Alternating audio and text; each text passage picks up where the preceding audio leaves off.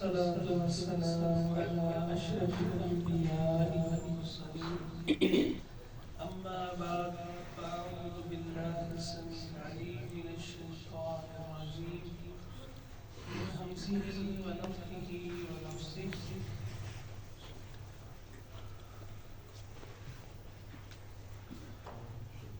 قل تعالوا أتل ما حرم عليكم ربكم ألا تشركوا به شيئا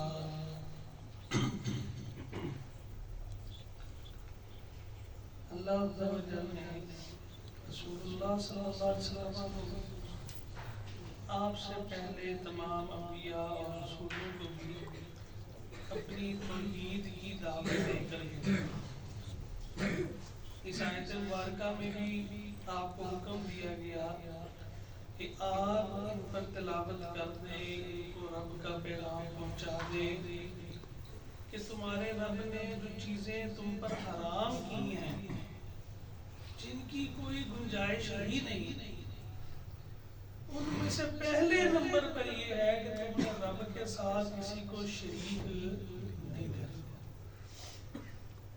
پہلی بات، باقی سارے معاملات اس کے سب سے پہلے تمہارا عقیدہ ٹھیک،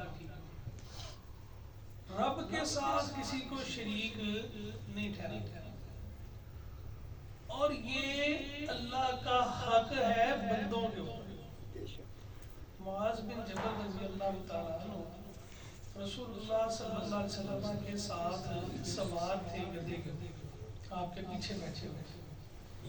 محدثین نے بڑے مسائل نکالے ہیں کہ ایک حدیث میں سے اتنے مسئلے، امام بخاری رحمہ اللہ بالخصوص تو اس حدیث میں سے بھی کئی مسئلے نکالے، اس میں یہ بھی ہے کہ ایک سواری کے اوپر دو بندے بھی سوار ہو سکتے ہیں۔ گدھے کی سواری میں رسول اللہ صلی اللہ علیہ وسلم کی سنت سے یہ بھی ثابت ہے۔ تو بہرحال معاذ بن جبل رسول اللہ صلی اللہ علیہ وسلم کے ساتھ سوار تھے، تو رسول اللہ صلی اللہ علیہ وسلم نے ان سے سوال کیا، اور رسول اللہ صلی اللہ علیہ وسلم کائنات کے سب سے اعلیٰ اور بہترین استاد اور مربی ہیں،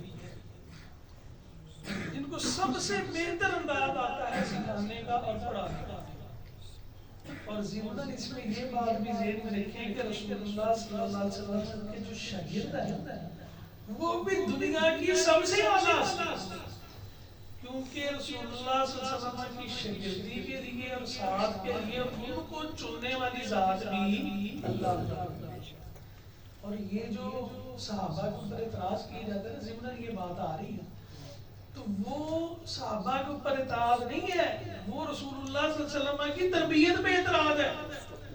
جو بدبخت کہتے ہیں کہ آپ کے چلے جانے کے بعد ان ایمان سے خارج ہو گئے، اب دنیا کی جو ہے وہ طلب کے اندر اور بادشاہت اور خلافت اور حکومت کو پانے کے لیے انہوں نے سب کچھ چھوڑ دی، اس کا مطلب ہے کہ آپ نے تربیت ایسی کی تھی، ادھر سے آپ دنیا سے گئے اور ادھر سے وہ لوگ ارتداد اختیار کرتے۔ تو اس بات کو سمجھیے کہ اعتراض رسول اللہ صلی اللہ علیہ وسلم کی تربیت پر، اور آپ سے بڑا مربی کوئی نہیں، آپ سے بڑا استاد، آپ نے مختلف انداز پر سکھانے کے مختلف انداز ہیں۔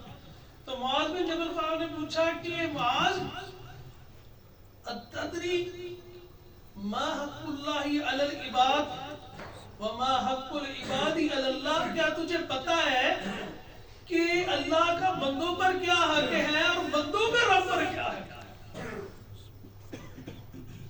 اب معاذ رضی اللہ تعالیٰ عنہ شاگرد رسول اللہ صلی اللہ علیہ وسلم کہتے ہیں اللہ و رسول عالم، اللہ اور اس کے رسول زیادہ بہتر جانتے ہیں، آپ بتائیے، ہمیں سمجھ لگ جائے گی، پتہ لگ جائے گا۔ اللہ اکبر۔ تو رسول اللہ صلی اللہ علیہ وسلم نے پہلے اللہ کا حق بتایا، فرمایا حق اللہ علی العباد ان یعبدوہ ولا یشرکوا بہ شیئا، اللہ کا بندوں پر حق یہ ہے کہ صرف ایک اللہ کی عبادت کرے، اس کے ساتھ کسی کو شریک، یہ اللہ کا بندوں کے اوپر حق ہے کہ ایک اللہ کی صرف عبادت کرنی ہے۔ اس طرح میں نکل توحید اور شرک، توحید ہوگی تو شرک نہیں ہوگی، شرک ہوگا تو توحید کامل مکمل نہیں ہو سکتی۔ تو اللہ کا حق یہ کہ اس کی، اور جو شرک ہوتا ہے عمومی طور پر جو مشرکین مکہ اور ان سے پہلے مشرکین کا بھی تھا اور آج تک چلا ہے، وہ عمومی شرک جو ہے وہ اللہ کی عبادت میں ہوتا ہے، اللہ کی عبادت۔ ربوبیت میں شرک عام طور پہ ہوتا ہی نہیں، اس وقت کے مشرک بھی نہیں کرتے تھے۔ اللہ عز و جل نے سورۃ یونس میں ارشاد فرمایا کہ ان سے پوچھئے، کہیے ان کو، من یرزقکم من السماء والارض، ذرا تم بتاؤ کہ تمہیں آسمانوں سے رزق کون دیتا ہے اور زمین سے رزق تمہیں کون دیتا ہے؟ کن سے پوچھا جائے گا؟ مشرکین سے، کہ تم بتاؤ کہ تمہیں رزق دینے والی ذات کون ہے؟ پھر ان سے پوچھئے کہ امن یملک السمع والابصار، یہ تمہیں جو دیکھنے سننے کی طاقت دی ہے اس کا مالک کون ہے؟ اصل میں اس کون عطا کرتا ہے؟ وَمَن يُخْرِجُ الْحَيَّ مِنَ الْمَيِّتِ وَمَن يُخْرِجُ الْمَيِّتَ مِنَ الْحَيِّ، ان سے پوچھو کہ زندوں سے مردہ اور مردوں سے زندہ نکالنے والی ذات کون ہے؟ وَمَن يُدَبِّرُ الْأَمْرَ، اور ان مشرکین سے پوچھئے کہ اس سارے کائنات کے نظام کو چلانے والی ذات کون ہے؟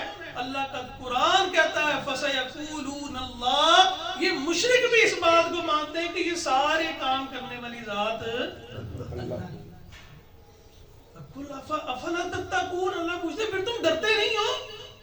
تمہیں سمجھ نہیں آتی کہ جو اس کائنات کا خالق ہے، مالک ہے، رازق ہے، صرف وہی اسی لائق ہے کہ اس کی عبادت کی ہے، اس کے علاوہ کسی اور کو نہ پکارا جائے، اس کے سامنے کسی اور کے سامنے نہ جھکا جائے، اس کے سامنے کسی اور کے نام پر نظریں نیازیں نہ چڑھائی جائیں، اس کے علاوہ کسی اور کے نام پر مال خرچ نہ کیا جائے، قربانیاں نہ کی جائیں، یہ سب عبادات کی قسمیں۔